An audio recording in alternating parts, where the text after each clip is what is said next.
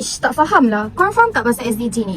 Tak, SDG ni apa sebenarnya? Setakat ni saya tahu 2 SDG je. Satu SDG 8 dan satu lagi SDG 12. SDG 8 ini berkaitan dengan ekonomi dan pekerjaan seperti meningkatkan pertumbuhan, ekonomi, produktiviti, peluang pekerjaan dan kebajikan pekerja. Seterusnya SDG 12 iaitu kelestarian seperti mengurangkan pembaziran, menjaga alam sekitar dan menggunakan sumber secara cekap yang bertanggungjawab. Kalau dikatakan dengan SDG 8, matlamatnya bukan sekadar mahu ekonomi berkembang tetapi juga perkembangan tersebut memberi manfaat kepada masyarakat dari segi peluang pekerjaan, peningkatan pendapatan dan perkembangan ekonomi. Manakala SDG 12 pula memastikan perkembangan ekonomi tersebut dapat memberi kesan secara lestari tanpa menghabiskan sumber semula jadi atau menyebabkan pencemaran yang berlebihan. So, faham tak? Faham, pandainya. Saya dah faham dah untuk SDG, tapi untuk pesta saya tak faham lagi dan cara belajar saya sambil mendengar lagu. Jangan risau. Itu sebab kita ada Pasumita.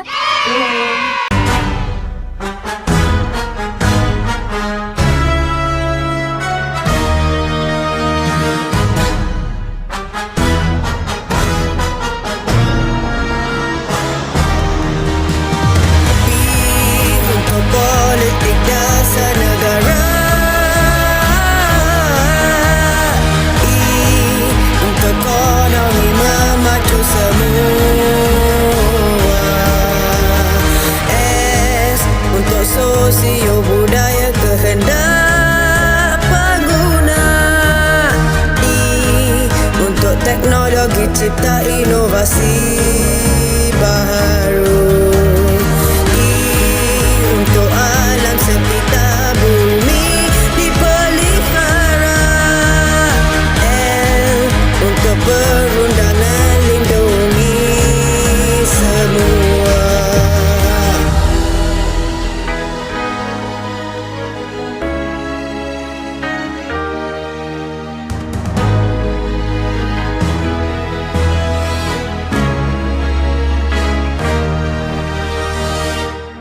Dasar kerajaan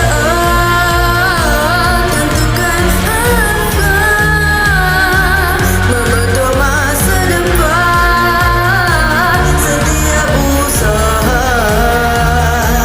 Politik yang stabil, keyakinan pertama, perniagaan berkembang, ekonomi lebih mega. Ada bukti tak? Belanjawan 2026 bawa perubahan. PKSD balik, insentif demi kemajuan. Pelabur tempatan dan hasil yakin melapor. Produktiviti meningkat, masa depan pun subur. Ekonomi negara penentu kejayaan prestasi, untung jadi ukuran permintaan produk semakin tinggi bila ekonomi berkembang dengan pasti. Ekonomi Malaysia terus berkembang 4.5 hingga 5.5%. Cemerlang juga inflasi pula kekal terkawal, membantu ekonomi terus stabil. Permintaan produk terus bertambah, perniagaan berkembang tanpa lelah. Inflasi berkawal, kos pun stabil. Gaya hidup sentiasa berubah, corak pengguna turut bertambah. Demografi membentuk permintaan, strategi pemasaran jadi perhatian. Jadi, faktor ini penting kerana perubahan gaya hidup, demografi dan corak perbelanjaan pengguna mempengaruhi keputusan pemasaran sesebuah perniagaan. Kerajaan meneruskan bantuan seperti sumbangan tunai ramah STR, Teknologi membawa perubahan, meningkatkan kecekapan operasi, daya saing terus dipertingkat, inovasi moden semakin hebat. AI otomasi ekonomi digital bantu syarikat jadi lebih cekal, operasi pantas, kesilapan berkurang, produktiviti terus berkembang, dagang media sosial pilihan capai pelanggan di setiap kawasan. alam sekitar perlu dipelihara, jadi kekuatan sesebuah negara. Kelestarian, tingkatkan keyakinan, daya saing dan imej perniagaan. Saya sudah faham. Kelestarian alam sekitar menentukan daya saing dan imej sesebuah perniagaan. Betul, Malaysia juga memperkukuh pelaksanaan ESG melalui pelaporan kemampanan. Jadi, tinggal apa lagi dalam poster?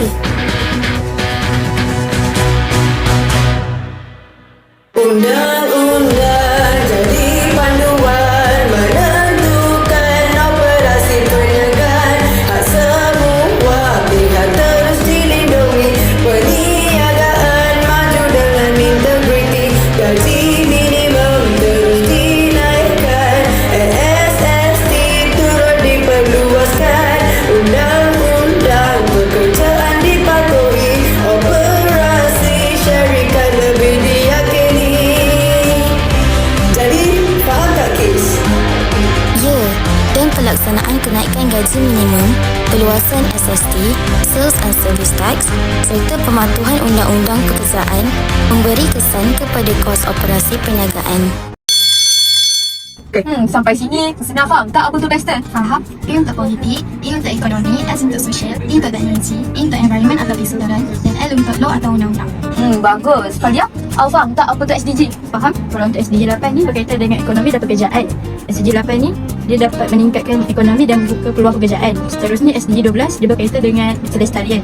SDG 12 dapat mengurangkan pembaziran dan menjaga alam sekitar. Baguslah korang. Ekonomi Madani Roadmap ni saya kira akan dapat memastikan sasaran itu dapat dicapai dan kesannya kepada contoh pasaran kewangan, dan sudah pasti para pelaku akan meneliti dan memahati. Hingga Mei 2026 juga melonjak 18.3% kepada nilai tertinggi sejarah, iaitu sebanyak 1.5 bilion ringgit Malaysia. Must also thank because these are the new, some new areas. Digital, AI, crypto,